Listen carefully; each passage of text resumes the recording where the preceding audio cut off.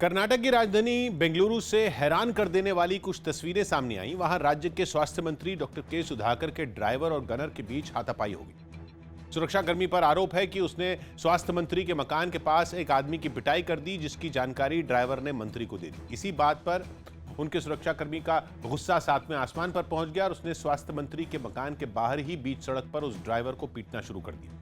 उसने उसे सड़क पर गिराकर पीटा, उसे लात मारी। ड्राइवर लगातार खुद को बचाने की कोशिश करता रहा, लेकिन सुरक्षा गार्ड पर गुस्सा इस कदर हावी था कि उसने ड्राइवर को मकान के मेन गेट पर ले जाकर टक्कर मार दी।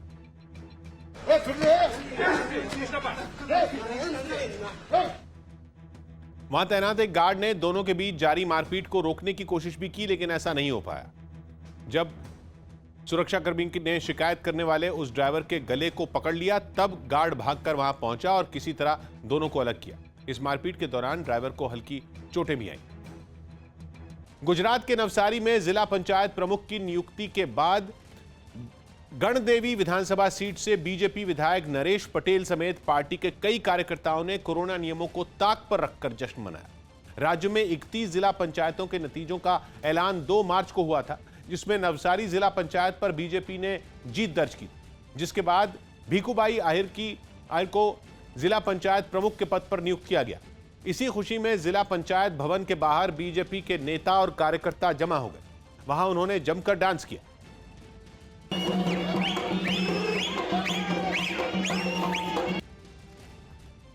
इनमें एक भी शख्स सोशल डिस्टेंसिंग के नियम को मानना तो दूर, मास्क लगाए भी नहीं दिखा। इन लोगों में बीजेपी विधायक नरेश पटेल और बीजेपी जिला महामंत्री अश्विन पटेल भी शामिल थे। जश्न के दौरान बीजेपी के कुछ कार्यकर्ताओं ने इन नेताओं को अपने कंधे पर बिठा लिया और नाचना जारी रखा।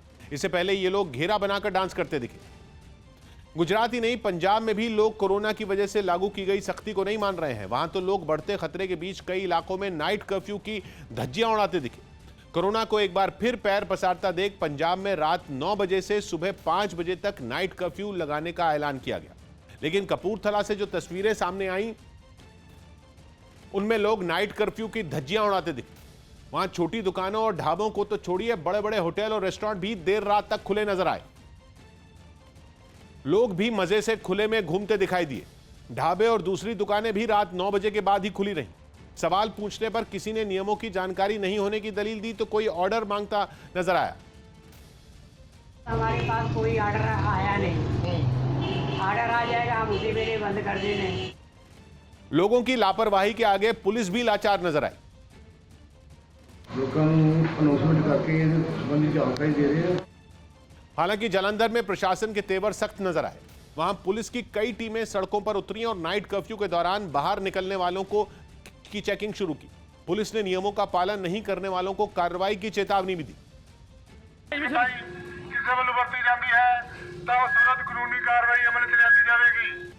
हालांकि इस सख्ती के बावजूद वहां तय वक्त के बाद कई दुकानें, रेस्टोरेंट और ढाबे खुले दिखाई दिए, तो सड़कों पर भी लोगों का आना जाना जारी रहा। इसी बीच पंजाब के मुख्यमंत्री कैप्टन अमरिंदर सिंह ने कोरोना पर एक उच्च स्तरीय बैठक भी की। न्यूज 18 के चमन पिलानिया की रिपोर्ट है कि कोरोना के खतरे को देखते हुए पंजाब में 31 मार्च तक सभी शिक्षण संस्थान बंद कर दिए गए।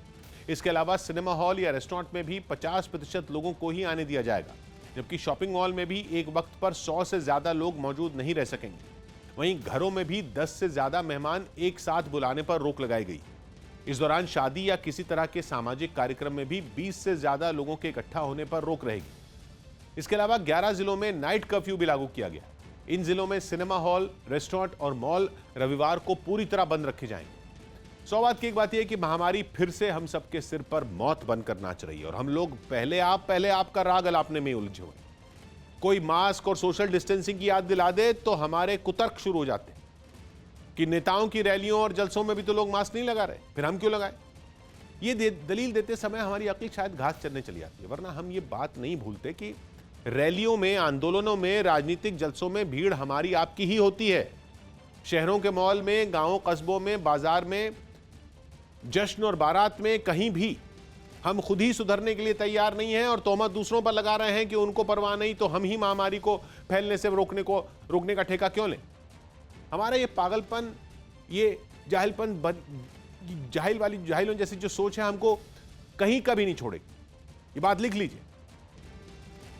योगी आदित्यनाथ उत्तर प्रदेश में बीजेपी के मुख्यमंत्री के तौर पर 4 साल पूरा करने वाले पहले मुख्यमंत्री बन गए। न्यूज़ 18 के अजीत सिंह की रिपोर्ट है कि उत्तर प्रदेश में योगी सरकार का 4 साल का कार्यकाल पूरा होने पर एक खास कार्यक्रम हुआ और राज्य सरकार की उपलब्धियों पर विकास पुस्तिका नाम की किताब का विमोचन हुआ, जिसमें केंद्र की योजनाओं को उत्तर प्रदेश में लागू करने का जिक्र किया गया। साथ ही गायों की सुरक्षा के लिए बनी योजना और स्वच्छ भारत मिशन की कामयाबी के बारे में भी लिखा गया। इस कार्यक्रम में शामिल योगी आदित्यनाथ ने लोगों को उनके प्यार के लिए शुक्रिया कहा और एक लेख भी लिखा, जिसकी शुरुआत उन्होंने अटल बिहारी वाजपेयी की कविता से की। कोरोना के खिलाफ मास्क एक बड़ा हथियार है, लेकिन उसे मजाक समझने वाले सख्ती के बावजूद नहीं सुधर रहे। देश के कई शहरों में न्यूज़ 18 की टीम ने जब रियलिटी चेक किया तो बड़ी संख्या में लोग बिना मास्क के नजर आए, तो कई लोग सवाल पूछने पर मास्क लगाने लगे। अहमदाबाद और मुंबई की सब्जी मंडियां उन्हीं शहरों में एक। वहां लोगों को देखकर ऐसा लगा कि वो भूल गए हैं कि महामारी से लड़ाई अभी जारी है, क्योंकि ज्यादातर लोगों के चेहरे से मास्क गायब दिखा। अहमदाबाद की सब्जी मंडी में तो लोगों को देखकर ऐसा लगा मानो उन्होंने कसम खा ली हो कि वो कोरोना को न्योता देकर ही मानेंगे, क्योंकि वहां गिने चुने लोग ही ऐसे नजर आए जिन्होंने मास्क पहना था, वरना किसी के पास मास्क था ही नहीं, तो किसी ने केवल दिखावे के लिए मास्क पहना, जिससे न तो मुंह ढका और न ही नाक। रही बात 2 गज दूरी की, तो सब्जी मंडी में आए लोगों को देखकर ऐसा लगा कि वो कोरोना से बचने के इस दूसरे नियम को तो भूल ही चुके हैं, क्योंकि इस बात की चिंता न तो सब्जी बेचने वालों को थी और न ही सब्जी खरीदने वालों को। रही सही कसर लोगों ने मास्क न पहनकर पूरी कर दी। लोग समझ नहीं रहे। आप देखिए, फिर अहमदाबाद के मार्केट में हुआ, लोग जिन्होंने मास्क चेहरे पर लगाया है तो गले के नीचे मास्क पहनते हैं। कोरोना के फिर से पांव पसारने पर राज्य और केंद्र सरकार की ओर से चेतावनी दी जा चुकी है। यही नहीं, प्रशासन ने सख्ती का डंडा चलाने का भी संकेत दिया है, जिसकी वजह से सब्जी मंडी में मौजूद बहुत सारे लोगों ने कैमरा देखते ही फटाफट मास्क पहनना शुरू कर दिया। वहीं कुछ लोगों को जब मास्क न पहनने पर टोका गया तो उनके पास इसका बहाना पहले से तैयार था। मास्क नहीं पहने, बताएंगे क्यों नहीं मास्क पहने? नाश्ता खा रहा था। कुछ ऐसा ही हाल कोरोना से लड़ रही मुंबई में भी दिखा, जहां की दादर सब्जी मंडी में सुबह सुबह भीड़ इकट्ठा हो गई। वहां भी बड़ी तादाद में ऐसे लोग दिखे जिन्होंने मास्क पहनना जरूरी नहीं समझा। यही नहीं, जो मास्क पहनकर घर से निकला उसने भी सब्जी मंडी पहुंचकर उसे शोपीस बना दिया और मास्क को गले में लटकाकर खरीदारी करने लगा। दादर सब्जी मंडी में कोरोना गाइडलाइंस की धज्जियां उड़ाई जाती हैं। आज का नजारा भी कुछ ऐसा है। खबर है कि लोगों की इसी लापरवाही की वजह से दादर में सुबह लगने वाले इस बाजार को दूसरी जगह शिफ्ट करने के बारे में सोचा जा रहा है। वहीं दिल्ली और जयपुर में भी बहुत सारे ऐसे लोग मिले जो मास्क की अहमियत नहीं समझ रहे। ऐसे में जब न्यूज़ 18 की टीम रियलिटी चेक करने सड़कों पर निकली तो हमारा माइक देखकर शर्म के मारे ही सही लोगों ने मास्क पहन लिए, और जब उनसे मास्क न लगाने की वजह पूछी गई तो बहाने भी दिए तो अजीबोगरीब। मास्क मास्क अरे मेरे मास्क कहाँ गिर गया? अरे अभी मेरी बेटी के हाथ में मास्क नहीं पहना खुद। मास्क अभी उतरा वो पानी पी रहा। दिल्ली के इलाके बदल गए, लेकिन लोगों की दलीलें वही रहीं। कुछ लोगों को तो इतनी हड़बड़ी थी कि उन्हें मास्क लगाने का भी वक्त नहीं मिल पाया। मास्क सारे लूंगा यहाँ से खरीदूं। ये अब लोगे लूंगा, भूल आया घर पे जल्दीबाजी में। हमें रास्ते में कई लोग बिना मास्क के घूमते दिखे और कई ने मास्क लगाया भी था तो सिर्फ नाम के लिए। किसी का मास्क गले पर लटका नजर आया तो किसी का ठोड़ी पर, लेकिन जैसे ही लोगों की नजर हमारे कैमरे पर पड़ी उनका मास्क तुरंत ऊपर हो गया। मास्क क्यों नहीं लगा भैया? लगा लेते हैं, जेब में रखा।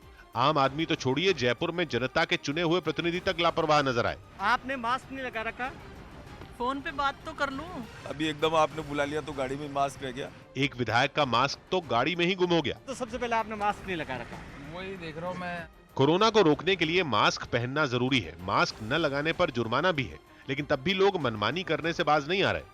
सौ बात की बात है कि मास्क न लगाने के लिए हम लोग चाहे जितने भी बहाना बना लें, वो बहाने हमको महामारी से बचाने के काम नहीं आने वाले। हमने उल जलूल दलीलें देकर ही देश में कोरोना की दूसरी लहर पैदा कर दी है। ठीक 1 साल पहले जब देश में महामारी ने हम सबकी सांसें अटका दी थी, तब हम विदेश से आए लोगों को कोस रहे थे। अब तो वो बहाना भी हमारी मनमानी पर पर्दा डालने के लिए नहीं है। कोरोना के मामले 6 महीने के रिकॉर्ड स्तर पर पहुंचाने के लिए कोई विदेशी नहीं आया। ये करतूत हमारी ही है। हम लोगों के पास मास्क न लगाने के 1000 बहाने हैं, इसलिए खुद को बचाने के लिए, अपने परिवार को बचाने के लिए, अपने गांव मोहल्ले शहर और देश को बचाने के लिए मास्क लगाने की एक वजह हमारे लिए काफ़ी है, काफ़ी नहीं है। पता नहीं हमें कितने लोग देख पा रहे हैं कि देश एक बार फिर महामारी के जाल में पिछले साल की तरह जगड़ता जा रहा है। सार्वजनिक जगहों पर पाबंदियां धीरे धीरे सख्त होती जा रही हैं। नाइट कर्फ्यू की शुरुआत हो गई है। हमारी लापरवाही पर लगाम लगाने के लिए अब सिर्फ लॉकडाउन ही बचा है। अब हमको ही तय करना है कि मास्क लगाना है या न लगाने का बहाना ही बनाते रहना। पेट्रोलियम उत्पादों की महंगाई के खिलाफ यूथ कांग्रेस ने दिल्ली में विरोध प्रदर्शन किया। बड़ी संख्या में यूथ कांग्रेस के कार्यकर्ता साइकिल पर सवार होकर सड़कों पर उतरे और केंद्रीय मंत्रियों के घरों की तरफ मार्च करने लगे, जिसकी शुरुआत कांग्रेस दफ्तर से हुई। प्रदर्शनकारी सिलेंडर के आकार के गुब्बारे भी साथ लेकर आए, जिन पर बिना सब्सिडी वाले सिलेंडर की मौजूदा कीमत भी लिखी गई। मोदी जी आप देख लें, महंगाई कितने सर पे चढ़ चुकी है, सिलेंडर के दाम कहां जा चुके हैं। प्रदर्शनकारियों के निशाने पर केंद्र के वो मंत्री रहे जो यूपीए सरकार के दौरान महंगाई के मुद्दे पर प्रदर्शनों की अगुवाई किया करते थे। केंद्रीय मंत्रियों को साइकिल गिफ्ट करने के इरादे से प्रदर्शनकारियों ने सड़क पर मार्च शुरू कर दिया। ये एक नायाब तरीका अपनाया गया है प्रदर्शन का, जिसमें जो यूथ कांग्रेस के नेता हैं वो यहाँ से जा रहे हैं केंद्रीय मंत्रियों के पास। यूपीए सरकार के दौरान हुए प्रदर्शनों में शामिल रही स्मृति ईरानी की तस्वीरों को प्रदर्शनकारियों ने पोस्टरों पर लगाया। हम लोग आज स्मृति ईरानी जी को ये साइकिल गिफ्ट करने जा रहे हैं। मार्च कर रहे प्रदर्शनकारी सड़क पर सरकार विरोधी नारेबाजी करते रहे। पेट्रोल डीजल के दाम कम करो, कम करो, कम करो। लेकिन थोड़ी ही दूरी पर दिल्ली पुलिस और अर्धसैनिक बल ने प्रदर्शनकारियों को रोक दिया, जिसके पीछे धारा 144 लगे होने को वजह बताया गया। नाराज प्रदर्शनकारी पुलिस वालों से काफी देर तक उलझते रहे और जब बात नहीं बनी तो सड़क पर ही बैठकर नारेबाजी शुरू कर दी। अच्छे दिन नहीं चाहिए, नहीं चाहिए, नहीं चाहिए, सिलेंडर के दाम वापस लो। कोरोना के बिगड़ते हालात के बावजूद प्रदर्शन में शामिल ज्यादातर लोगों ने मास्क तक का इस्तेमाल नहीं किया। सौ बात की एक बात है कि देश में जरूरत भर का तेल पैदा नहीं हो सकता, क्योंकि कच्चे तेल का ना तो इतना भंडार है ना ही उत्पादन। इंटरनेशनल मार्केट में कच्चा तेल महंगा होता है तो जेब हमारी जलती है। जो पार्टी विपक्ष में रहती है उसको राजनीति करने का मुद्दा मिल जाता है। सच्चाई यही है कि डीजल पेट्रोल की बढ़ती कीमतें घटाना कोई नहीं चाहता, क्योंकि उसके लिए केंद्र और राज्य सरकारों को टैक्स घटाना पड़ेगा। अब तो लगता है कि सिर्फ चुनाव ही डीजल पेट्रोल के दाम बढ़ाने से रोक सकते हैं। पिछले 3 हफ्तों से देश में डीजल पेट्रोल के दाम नहीं बढ़े हैं। हालांकि इस दौरान इंटरनेशनल मार्केट में कच्चे तेल की कीमत लगातार बढ़ी है। आशंका यही है कि देर सवेर पेट्रोल डीजल और महंगा ही होगा। न्यूज 18 के ऑपरेशन ब्लास्ट के बाद से बंगाल में सियासी बवाल जारी है। बीजेपी नेताओं का एक दल चुनाव आयोग के पास स्टिंग ऑपरेशन की सीडी लेकर पहुंचा और चुनाव आयोग के अधिकारियों को बंगाल में धड़ल्ले से चल रही देसी बमों की अवैध फैक्ट्रियों की जानकारी दी। आप लोगों ने जो स्टिंग किया था वो हम लोग दे दिया है चुनाव आयोग को।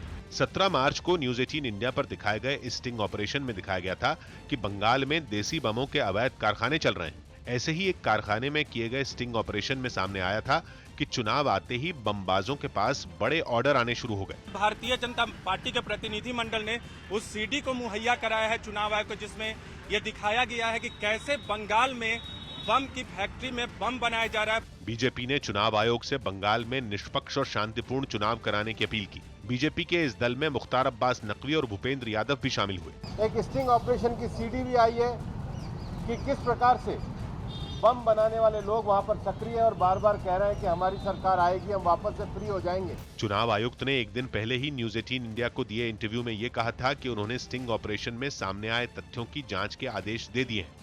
सौ बात की एक बात है कि पश्चिम बंगाल में अवैध बम बनाने की फैक्ट्रियां चलाने के आरोप कई साल से लग रहे थे, लेकिन उसका कोई सबूत किसी पार्टी या नेता के पास नहीं था। ऐसे में वहां चुनाव के बीच न्यूज 18 की टीम ने बम फैक्ट्री का जो सच दिखाया, उससे पश्चिम बंगाल की राजनीति में भूचाल आ गया।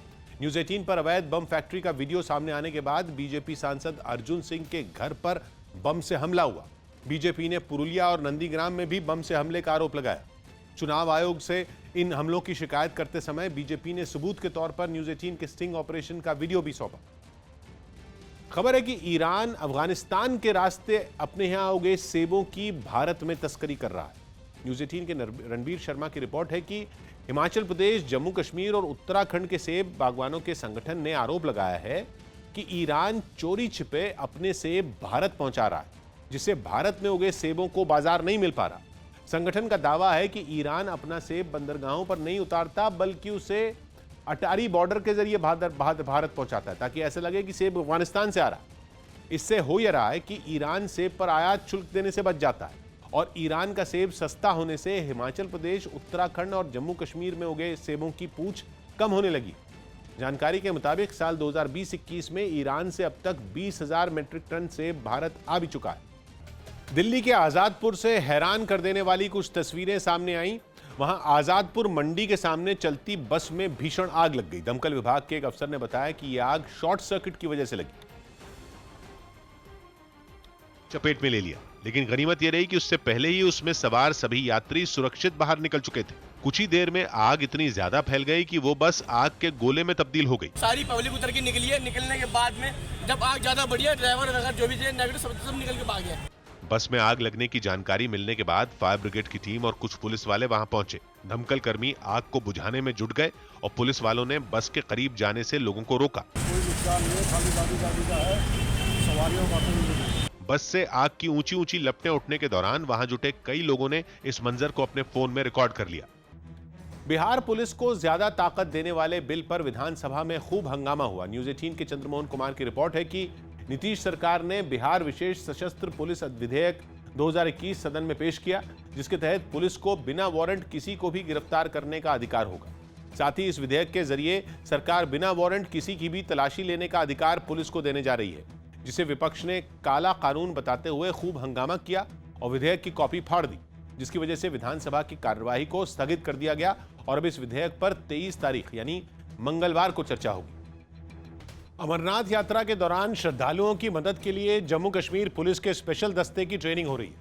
अमरनाथ यात्रा 28 जून से शुरू होने वाली है और इससे पहले जम्मू कश्मीर पुलिस की माउंटेन रेस्क्यू टीम कड़ी मेहनत कर रही है ताकि अमरनाथ यात्रा के दौरान अगर यात्रियों पर कोई मुसीबत आए तो उनकी मदद की जा सके।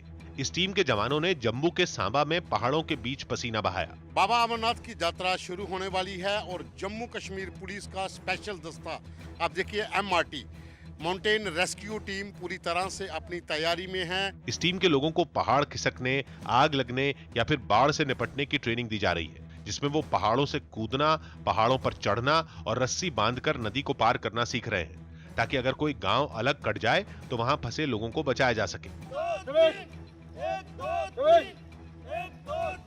इन जवानों ने रस्सी से पहाड़ पर चढ़ने की और फिर अपनी पीठ पर दूसरे जवान को लादकर पहाड़ से उतरने की ट्रेनिंग ली। इस टीम की जी तोड़ मेहनत को देखकर इस बात का अंदाजा लगाना मुश्किल नहीं है कि अगर यात्रा के दौरान मुश्किल आई तो ये लोग अपनी जान पर खेलकर लोगों को बचाएंगे। हमारी तैयारी चल रही है कि 2 महीने के बाद यात्रा अमरनाथ हमारी दोनों रूट पे टीमें डिप्लॉय होती हैं। इस टीम को लोगों को बचाने और उन्हें ढूंढने के लिए हाईटेक सामान मुहैया करवाया गया है और अब तक करीब 1500 जवानों को ट्रेनिंग दी जा चुकी है। सौभाग्य की एक बात है कि 28 जून से अमरनाथ यात्रा शुरू हो रही है, जो 22 अगस्त यानी रक्षाबंधन के दिन तक चलेगी। औसतन 3-3.5 लाख लोग हर साल अमरनाथ यात्रा पर जाते रहे। 10 साल पहले तो अमरनाथ यात्रा पर जाने वाले श्रद्धालुओं की संख्या 6 लाख के पार चली गई। लाखों श्रद्धालुओं की सुरक्षा व्यवस्था का अनुभव अर्धसैनिक बल और सेना के पास है, लेकिन इस बार चुनौती दोहरी है। अमरनाथ यात्रा पर जाने वाले श्रद्धालुओं को कोरोना से भी बचना है और कोरोना से भी बचाना है उनको और आतंकियों से भी निपटना है। इसलिए अमरनाथ यात्रा का रजिस्ट्रेशन शुरू होने से पहले ही सुरक्षा बल के जवानों की ट्रेनिंग शुरू कर दी गई। मुंबई में रेलवे स्टेशनों पर प्लास्टिक कचरे से निपटने के साथ ही लोगों को कोरोना से बचाने के लिए प्लास्टिक के बदले मास्क देने की मुहिम शुरू की गई। अब यह मुहिम देश के सबसे व्यस्त रेलवे स्टेशन माने जाने वाले छत्रपति शिवाजी टर्मिनस और दादर से शुरू की गई, जिसकी कुछ तस्वीरें मुंबई के छत्रपति शिवाजी टर्मिनस से सामने आई। इसके लिए स्टेशन पर एक स्टॉल लगाया गया, जहां से लोग प्लास्टिक के पैकेट और बोतल जैसी चीजों के बदले मास्क ले जाते दिखे। सेंट्रल रेलवे है, उन्होंने नया अभियान शुरू किया है, प्लास्टिक लाओ मास्क पाओ। आप इधर कोई भी ऐसा प्लास्टिक ला सकते हैं जिसको रिसाइकल किया जा सकता है और आप रिटर्न में मास्क लेकर जा सकते हैं। मास्क लेने के लिए कितनी मात्रा में प्लास्टिक देना है, इसकी जानकारी के लिए वहां एक चार्ट भी लगाया गया। वहां पहुंचे लोगों ने भी सेंट्रल रेलवे की इस मुहिम की खूब सराहना की। अच्छे पहले ये 2 मास्क मिला मेरे को 38 बैग के ऑपोजिट में। एक अधिकारी ने बताया कि ये पहल रेलवे स्टेशनों को प्लास्टिक फ्री करने के लिए शुरू की गई है, लेकिन साथ ही वो लोगों को कोरोना से बचने के लिए मास्क पहनने का संदेश भी देना चाहते हैं। सारे स्टेशन जो है प्लास्टिक मुक्त हो और लोग हमें अगर प्लास्टिक देते हैं तो उनको हम मास्क भी देके उनकी सेफ्टी इंश्योर करें। दावा है कि आने वाले दिनों में मुंबई समेत महाराष्ट्र के कई और रेलवे स्टेशनों पर भी ये मुहिम शुरू की जा सकती है। बात की बात है कि हम अपनी लापरवाही की धुन में इतने मगन हैं कि ना तो हमको महामारी का डर है, ना पर्यावरण की कोई चिंता है। प्लास्टिक की बोतलें, पॉलिथीन के पैकेट फेंकते समय हम एक बार भी नहीं सोचते कि ये कचरा 1000 साल में भी खुद नष्ट नहीं होता। इसको रिसाइकल करके दोबारा इस्तेमाल किया जा सकता है। हमारे आपके लिए प्लास्टिक की खाली बोतलें, पैकेट, पॉलिथीन की कीमत फूटी कौड़ी नहीं है, लेकिन इसको रिसाइकल करके देश में ही कई कारोबारी करोड़ों अरबों का बिजनेस करते हैं। उनके लिए प्लास्टिक का कचरा भी कच्चा माल है। वही कीमत समझाने के लिए रेलवे ने प्लास्टिक के बदले मास्क देने का प्रयोग शुरू किया। दिल्ली के पास हरियाणा के गुरुग्राम में मीट की दुकानें बंद रखने का दिन तय करने के फैसले पर AIMIM नेता असदुद्दीन ओवैसी ने सवाल उठा दिए। न्यूज़ 18 के सुनील कुमार की रिपोर्ट है कि गुरुग्राम के नगर निगम ने मंगलवार को मीट की दुकानें बंद रखने के फैसले को हरी झंडी दे दी है। इसके पीछे तर्क यह है कि हफ्ते में एक दिन दुकानें बंद रखनी होती हैं तो वो दिन मंगलवार ही ठीक रहेगा। लेकिन असदुद्दीन ओवैसी ने ट्वीट कर इस फैसले को लोगों की निजी जिंदगी से खिलवाड़ करार दिया। उन्होंने आगे कहा कि इस तरह मुस्लिम समुदाय के लोगों को ध्यान में रखते हुए शुक्रवार को शराब की दुकानें बंद रखनी चाहिए। इससे पहले कुछ पार्षदों ने इन दुकानों को मंगलवार को बंद रखने का सुझाव रखा था, जिस पर गुरुवार को सदन की बैठक में मोहर लग गई और पार्षदों ने इसे सर्वसम्मति से पास कर दिया। पहले प्रशासन की ओर से कोई नियम नहीं होने की वजह से वहां मीट दुकानदार अपनी मर्जी से हफ्ते में किसी भी एक दिन अपनी दुकानें बंद रखते थे, लेकिन अब इसके लिए नगर निगम ने यह दिन तय कर दिया है और उसी दिन मीट की दुकानें बंद रहेंगी। हमने इसलिए मंगलवार चुना क्योंकि मंगलवार को 99% लोग नहीं खाते हैं।